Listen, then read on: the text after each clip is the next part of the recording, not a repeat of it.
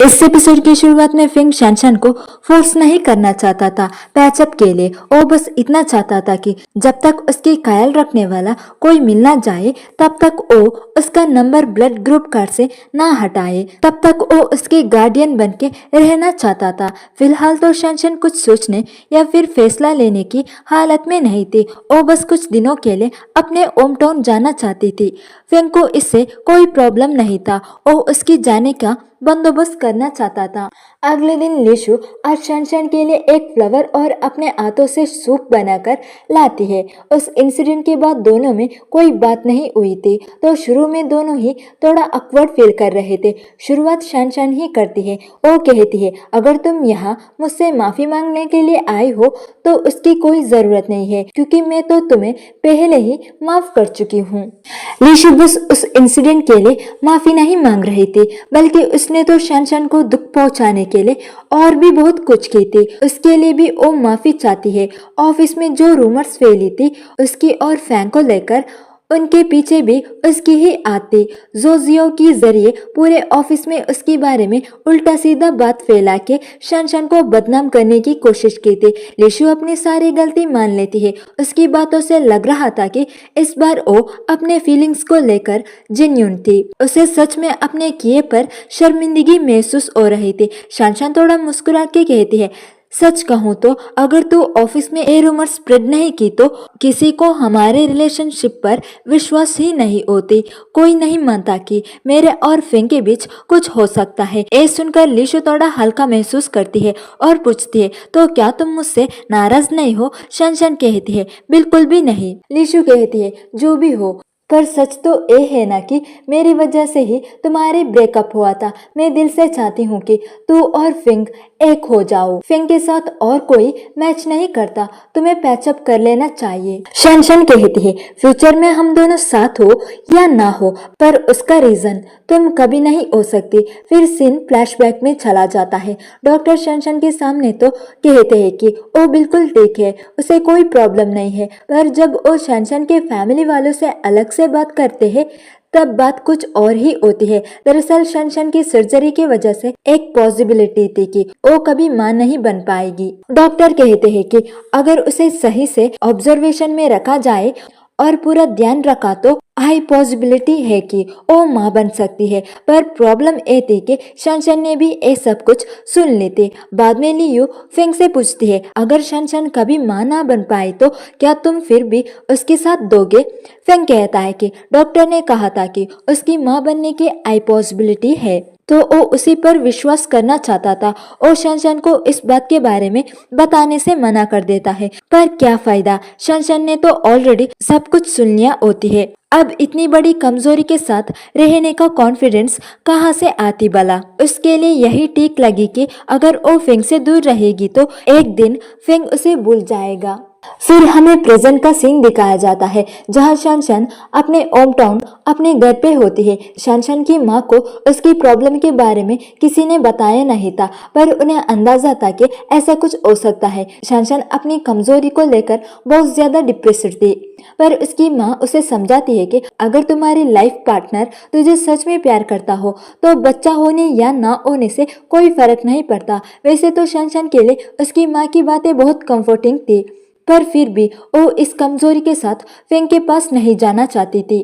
जब शानशान अपने नए घर वापस आती है तो फिंग के सेक्रेटरी अंकल शानशान के लिए दवाई लेकर आ जाते हैं। शानशान को समझ नहीं आती है कि उन्हें कैसे पता चला कि वो वापस आ गई थी, पर इसके पीछे तो लियू और लू थे, जो हर वक्त फिंग को इन्फॉर्म करते रहते थे। अंकल ये भी बताते हैं कि तुम्हारे लिए दवाई बनाने के लिए फिंग ने किसी को काम पर रखा है, जो हर रोज आके तुम्हारे लिए दवाई बना के देगा।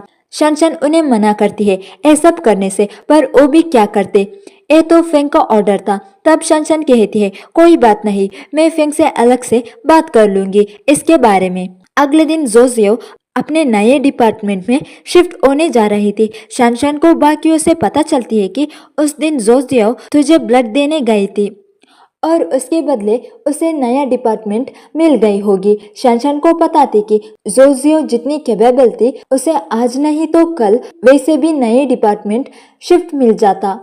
इसके लिए उसे ब्लड देने की जरूरत नहीं थी, पर फिर भी उसने दी। इसके लिए शनशन उसके लिए ग्रेटफुल थी।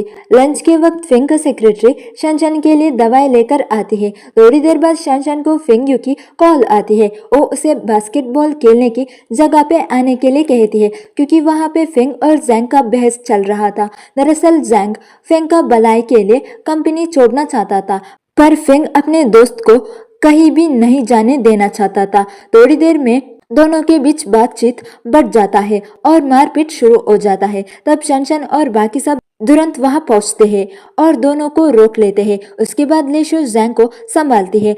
जैंग का नाराजगी और यहाँ से हमेशा के लिए चले जाना कहीं ना कहीं लिशु की वजह से भी था। तो वो उससे पूछता है, अगर तू चाहे तो मैं यहाँ रुक जाता हूँ, क्या तू चाहती है मैं यहाँ रुक जाऊँ? लिशु को अभी भी समझ नहीं आ रहा था कि उसे क्या कहनी चाहिए। वो अपने फीलिंग्स को लेकर श्योर नहीं थी, तो जैंग भी भला क्यों रुकता। दूसरी ओर फेंग को संभालने शनशन से कहकर जाती है। फेंग अंदर से इतना अकेला था, ये शनशन समझ गई थी। वो भी जैंग की तरह केयर फ्री होकर जीना चाहता था, पर उसका ऊपर अपने फैमिली बिजनेस की जिम्मेदारी था। अपने दादाजी के डेथ के बाद वो एक पल के लिए भी इन सब से दूर नहीं भाग पाया। चाहकर भी जिम्मेदारी से मुंह नहीं मोड़ सकता था। शनशन को उसका दुख समझ में आ रही थी, पर फिर भी उसे अपनी कमजोरी उसके सामने बड़ी लगती थी। फेंग अपने परिवार का इकलौता वारिस था, तो अगर वो फ्यूचर में अपना वारिस नहीं दे पाता तो शनशन खुद को कभी माफ नहीं कर पाती। पर उसकी सोच से भी ज्यादा फेंग का प्यार भारी पड़ गया। पहले तो उसे ये पता चलती है कि फेंग उसके साथ ना होकर भी उसके खाने पीने का पूरा ध्यान रखता था। फिर ये भी पता चलती है कि वो हर रोज उसे फॉलो करते हुए उसके इंस्टीट्यूट तक आ जाता था। शनशन सोचती है, अगर कोई इंसान मेरी कमजोरी जानकर भी इतना ख्याल रखता हो तो क्या मुझे भी उसका फीलिंग्स की कदर नहीं करनी चाहिए? फिर वो फिंग के लिए डांसिंग क्लास ज्वाइन करती है। दवाई खत्म होने के बावजूद भी वो उसे शिद्दत से पीती है, क्योंकि उसे फिंग के लिए ठीक होना था। अगले दिन फिंग के जीजाजी शनशन को कॉल करके जैंग के जाने वाली बात बताते हैं। वो कहते हैं, जैंग ने जाने की टिकट ले लिया है पर वापस आने की टिकट नहीं लिया, मतलब वो हमेशा के लिए जा रहा है। मैं लीशु को फोन किया था पर उसकी फोन भी नहीं लग रही है। तो वो पूछता है, क्या शनशन तुम लीशु के पास जाके उसे कन्विंस कर सकती हो? तभी शनशन लीशु को एयरपोर्ट ले जाने आती है, पर लीशु अभी भी वही जिद लेकर बैठी थी। शी वाज लाइक, जैंग को जहाँ जाना है तो वो जाए, वो बच्चा थोड़ी ना है जो मैं उसे रोकने जाऊंगी। उसे यूएस जाना है तो जाए, उसे वापस नहीं आना है तो ना आए, मुझे क्या फर्क पड़ता है। शनशन कहती है, तू कब अपने होश में आएगी? क्या तू जैंग को पसंद नहीं करती? क्या तूने झूठ कहे थे कि तू उसे प्यार करती हो? लीशु कहती है, नहीं मैं सच कह रही थी, मुझे जैंग पसंद है। शनशन कहती है, अगर तू उसे सच में पसंद करती है तो एक बात अपने दिल में दबा के नहीं रखनी चाहिए, तुझे जैंग को बताना चाहिए। क्या तू उसे इतनी आसानी से जाने देना चाहती हो? क्या तुझे नहीं लगती है कि तुझे उसे रोकना चाहिए? क्या तू पूरी जिंदगी जैंग के बिना रहना चाहती हो? क्यों अपनी जिंदगी को इतना कॉम्प्लिकेटेड बना रही हो? ये सुनकर लीशु भागते हुए घर जाती है उसे ढूंढने, पर उसे पता चलती है कि जैंग ने अपना घर एजेंट के हाथों ऑलरेडी बेच दिया है और उसे एयरपोर्ट जाए हुए आधा घंटा हो गया है। ये सुनते ही लीशु जल्दी से एयरपोर्ट के लिए निकलती है, पर जब वो एयरपोर्ट पहुंचती है तब तक फ्लाइट का अनाउंसमेंट हो चुका होता है। उसे लगती है कि जैंग जा चुका होगा। फिर वो अचानक से जैंग को देखती है और चिल्ला चिल्ला कर अपनी फीलिंग्स बताने लगती है। वो कहती है कि मैं तुम्हें कितना ज्यादा पसंद करती हूँ और मैं नहीं चाहती हूँ कि तुम कहीं भी जाए। तभी असली वाला जैंग उसके पीछे खड़ा होता है। भले ही लीशु ने अपनी दिल की बात गलती से किसी और से कह दी थी, पर क्योंकि ये सब जैंग के लिए था इसलिए जैंग बहुत ज्यादा खुश होता है। फिर जब वो बंदा पीछे मुड़ के देखता है तब दोनों की होश उड़ जाते हैं। लीशु ऑलमोस्ट अपने सारे ओप छोड़ देती है, पर तभी जैंग उसे पीछे से बुलाता है। लीशु उसे देखकर दौड़कर जाके उसे हक करती है। दोनों को लगा था कि उन्होंने एक दूसरे को खो दिया, पर आखिर में वही होता है जो भगवान चाहता है। फिर दोनों सबसे पहले फेंग को सरप्राइज देने जाते हैं। उन दोनों को एक साथ देखकर फेंग बहुत खुश होता है। फेंग को पता चलता है कि ये सब कुछ पॉसिबल हुआ बस शैनशन की वजह से, तो उसे थैंक यू बोलना तो बनता ही था ना। फेंग ने शैनशन के लिए जो कुछ किया था उसके लिए वो अपनी जान भी दे सकती थी। अगले दिन शैनशन जोजियो से मिलती है और उससे थैंक यू कहती है ब्लड देने के लिए। शैनशन कहती है तुझे इस कंपनी में फिंग के लिए हायर किया गया था, पर फिर भी तुम मुझे ब्लड दिया, उसके लिए मैं हमेशा ग्रेटफुल रहूंगी। जोजियो कहती है मुझे बस फिंग के लिए हायर नहीं किया गया बल्कि तेरे लिए भी किया था। ये सुनकर शनशन की होश उड़ जाती है।